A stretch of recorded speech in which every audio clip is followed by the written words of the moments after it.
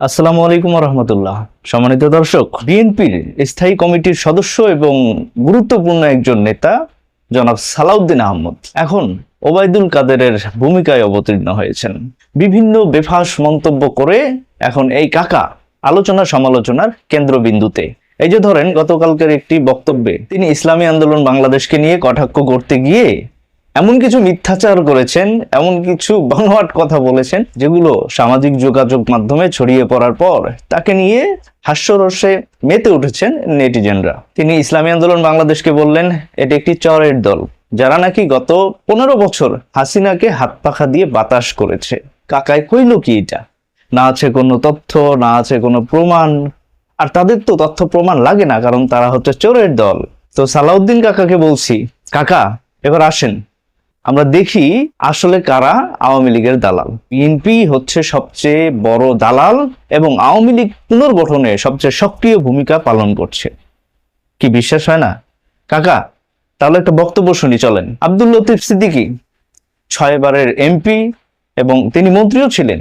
তিনি তো আমাদের দলের কেউ না, বা ইসলামী দলের কেউ না, তিনি আওয়ামী লীগের একজন। তিনি এই বিএনপি আওয়ামী লীগ নিয়ে কি চমৎকার কথাগুলো বলে, চলেন শুনে নিই। আওয়ামী লীগ আর বিএনপি একই তো। এই মাল যে আওয়ামী লীগ আর বিএনপি যে খালাতো ফুফাতো চাচাতো মামাতো ভাই, জনগণ কিন্তু সেটা বুঝে ফেলেছে। আব্দুল লতিফ সিদ্দিকীর এই বক্তব্যটি শোনার পরে খুব কষ্ট লাগতেছে কাকা। আপনারা যে এক এবং অভিন্ন, আপনাদের মধ্যে যে কোনো পার্থক্য নাই, আপনারা যে একে অপরের পরিপূরক, তার একটি বড় উদাহরণ হলো 2018 সালের নির্বাচন। এই নির্বাচনে বিএনপির যে 5 জন প্রার্থী গিয়েছিল, এটা কি মিথ্যা? এটাকে কি মিথ্যা বলার উপায় আছে কাকা? যদি মিথ্যা বলতে চান তাহলে তো লাভ নাই, কারণ আপনারাই তখন এমপি হারুনার রশিদ, তারপরে রুমিন ফারহানা, তাদের বক্তব্যগুলো আপনারা শেয়ার করতেন। ওই যে বিএনপির পক্ষে কিছু কিছু কথা বলতে সংসদে, নির্বাচন নিয়ে কথা বলতো, সেগুলো আপনারা ধুমায় শেয়ার করতেন। এগুলো কি মিথ্যা কথা কাকা? প্রিয় দর্শক, এবার আসেন আমরা জেনে নেই এই সালাউদ্দিন কাকা ইনি আসলে কে ছিলেন।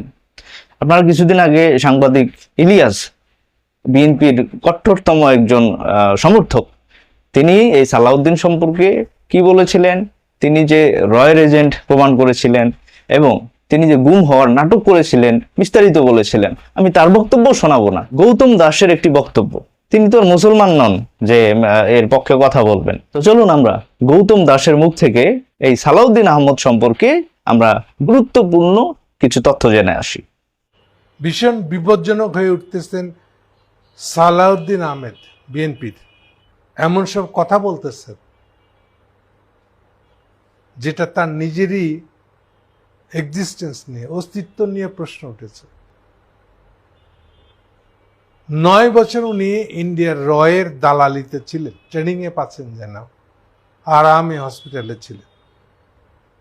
বাংলাদেশে এই পেকুয়া সালাউদ্দিন বলে কেউ নেই। কেমনে থাকবে? ওনার জন্ম তো রয়ের হাতে। যে সালাউদ্দিনকে চিনতাম সেটা তো যখন অপহৃত হয়েছে সেই সালাউদ্দিন, ওইটা সালাউদ্দিন তো না আর এখন। 9 বছর ইন্ডিয়ার দালালি করে এখন পেকুয়া সালাউদ্দিন কাকা আবল তাবল বলতেছে। বিএনপির অনেক নেতারাই আওয়ামী লীগের স্টেজে উঠে আওয়ামী লীগের পক্ষে ভোট চেয়েছে, এটা কিন্তু দেশের মানুষ দেখছে কাকা। বিশ্বাস না হয় ভিডিওতে দেখেন। বান্দরবান জেলার মধ্যে আমার সেই বড় বিএনপি কেউ নাই। বিএনপি করেন, জামাত করেন, যা করেন, আপনাদের ভোটটা এই বছর অবশ্যই আপনারা আমাদের মন্ত্রী সাহেবকে দিতে হবে। তৎকালীন সময় হাজার হাজার বিএনপির নেতাকর্মী আওয়ামী লীগে যোগ দিয়েছিল। এখন সেই নেতাকর্মীগুলোকে এখন পুনর্বাসন করে বিভিন্ন পদ পদবি দিচ্ছেন, সেগুলো কি জাতি জানে না কাকা? কাকা তাহলে আওয়ামী লীগের দালাল কে? আরেকজনের সাথে পরিচয় করায় দিই, ফজলুর রহমান কে কাকা? আপনাদের দলেরই তো, যাকে ওই মানুষ ফুজু পাগলা হিসেবে চেনে।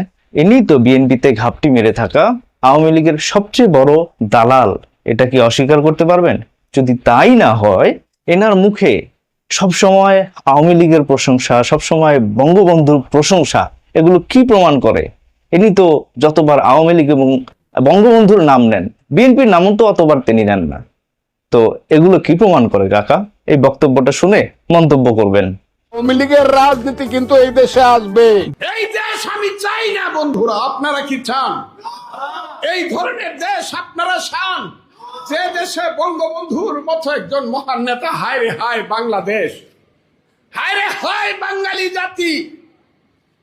একটা লোক জীবনের যৌবন কারাগারে কাটিয়ে ফাঁসির মঞ্চে গিয়ে বাঙালিকে শিখিয়েছে তুমি কে আমি কে, বাঙালি বাঙালি। যে লোকটা একটা আঙ্গুল তুলা দিলে পরে 7.5 কোটি মানুষ এক কাতারে এসে দাঁড়াতো, যে লোকটার আঙ্গুলে হেলনে দেশে মুক্তিযুদ্ধ হয়েছে, সেই লোকটার বাড়ি আগুন দিয়ে পুড়ে দিলেন। সেই বঙ্গবন্ধুর বাড়ি বুলডোজার চালায় দিলেন। কেউ প্রতিবাদ করলো না, সরকার কিছু করলো না, মিলিটারিরা চৌকিদারের ভূমিকায় অবতীর্ণ হইল। হ্যাঁ, এরাই হচ্ছে আপনার দলের বড় বড় নেতা, যারা কিনা আওয়ামী লীগের প্রশংসা করে, যারা কিনা বঙ্গবন্ধুর প্রশংসায় পঞ্চমুখ, তারাই আপনার দলের বড় বড় নেতা। আর আপনারা নিজেদের দোষ ঢাকতে গিয়ে নির্লজ্জের মতো অন্যান্য রাজনৈতিক সংগঠনকে দোষারোপ করেন। লজ্জা লাগে না কাকা? এই ভিডিওটি দেখে যদি কোনো রাজনৈতিক দলের কাটা খায়ে নুনের ছিটা লাগে, তাহলে বলবো আপনারা একটু মলম দেন। আপনারা বক্তব্য দেওয়ার আগে এই মিথ্যাচারগুলো বন্ধ করে রাজনৈতিক শিষ্টাচারের সাথে বক্তব্য দিবেন। দেশ ও জাতি সঠিকটা জানতে পারবে এবং উপকৃত হবে। আজকের মতো এই পর্যন্তই। দর্শক মন্ডলী, ভিডিওটি অনেক বেশি শেয়ার চাই। ভালো থাকবেন, সুস্থ থাকবেন। আসসালামু আলাইকুম।